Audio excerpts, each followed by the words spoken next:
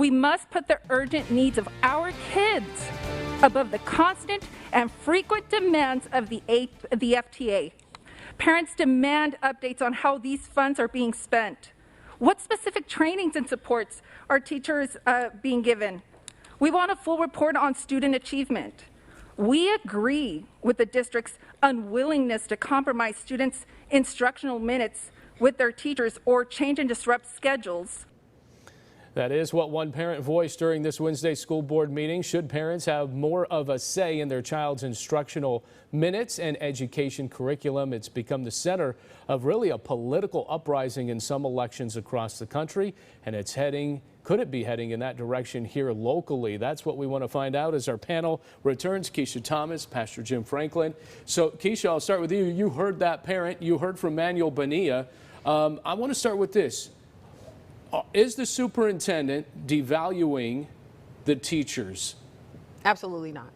He wouldn't give them the raises. We've met other requests from the union, but this one, when we're talking about a deficit from our kids' learning minutes, it's totally different. When we're talking about uprooting parents in their work lives and changing the schedules, or transferring the responsibility of our teachers onto administration or onto CAs on campus, now this changes everything. We can't change that and expect not to have a backlash. But I know the pay for subs went up. Is that really a solution when there's really no subs? Well, honestly, we've been able to find more subs. More subs? Yes, now. we have. Okay. But that's besides the point. The point is that we cannot impact parents again and again and again. And remember, this will go away in January. This is not long term. And we negotiated this. What will go away? The extra 30 minutes. Okay. Yeah, it'll go away in January. So there's about another 7 weeks or so before it goes away. And then we go back to our regular schedule. Pastor, I want to bring you in here. When you listen to parents, you listen to the FTA, and you listen to the district, who's right? Well, I think you're going to find a little bit of truth in all of it. I think it has to be cooperation. I think that we all have to work together to find that, because the center focus is not unions or it's not administration. The center focus has always got to be what's best for those children and their education.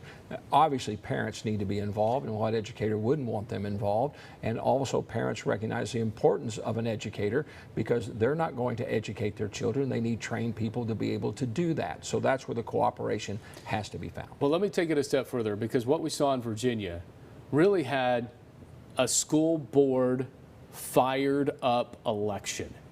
Could we see that here in our gubernatorial election come 2022? How much of what the school board does and the unions do with our kids and parents, either having a say or not having a say, how much of that is going to factor into the elections? Well, I think the catalyst in that election was a statement was made by one of the candidates that said that, you know, I don't want parents down there. And so when you tell a parent, I don't care, Democrat, Republican, Independent, but you tell a parent you're not going to be involved in my kid's education, you're going to cause an outrage. And I think that's one of the things that we saw in that election. So yes, whether it be Fresno, California, or wherever, when you see elected officials begin to say to parents, no, we don't need you, we don't want you involved, I think you'll see that same type of uprising. Keisha, you're an elected official. Yes, I am. Yeah. But I want parents involved. These parents are pleading for their kids to be able to have their additional minutes and continue them until the end of the year. The second part is, I was a teacher, so I totally understand that this is really hard work. It really is hard.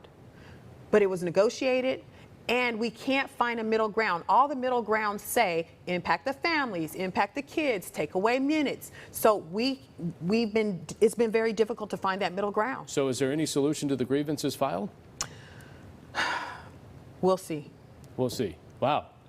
Okay, we'll see. I mean, that's another closed door session, it sounds like. Hey, we just got about a minute or so, and I know this is going to be loaded, the redistricting. We saw it in Fresno County, that over at the Hall of Records. They decided to pick a map that was by a Republican strategist, Alex Tavlian. He's one of the editors at San Joaquin Valley Sun. The supervisors are on board with that. Now, there is other groups that are saying that that map doesn't uphold the voting law that was passed in 2018. So I'm looking at this and redistricting. Should they have chosen a map before November 16th public hearing? You're not going to make everybody happy. And if it's Republicans, the Democrats are wrong. If it's Democrats, the Republicans are wrong. That's why we elect officials to make those decisions, and then we hold them accountable for the decisions that they make. Should the county have this decision? We have a state commission now doing the state and the congressional lines. Should it be left up to them instead of maybe turning this almost into a political conversation?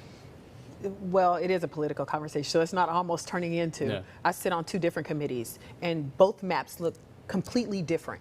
Yeah. And we're trying to find that middle ground. What's that middle ground to make everybody happy? And again, it's very difficult to do. Do I agree with the map that they chose? No, I don't. Yeah. But they don't agree with the map that I chose. Yeah. So what do you do?